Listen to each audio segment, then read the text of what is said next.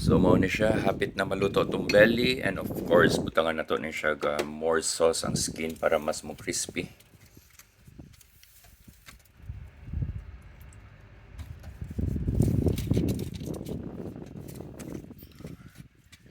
So imagine dili ni siya dali kayo ginabuhat, especially sa oven lutuon guys.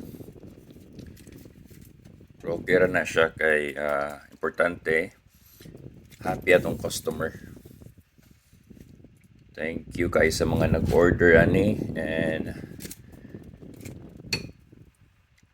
so far nindot kay mga feedback sa atong clients na to. So more than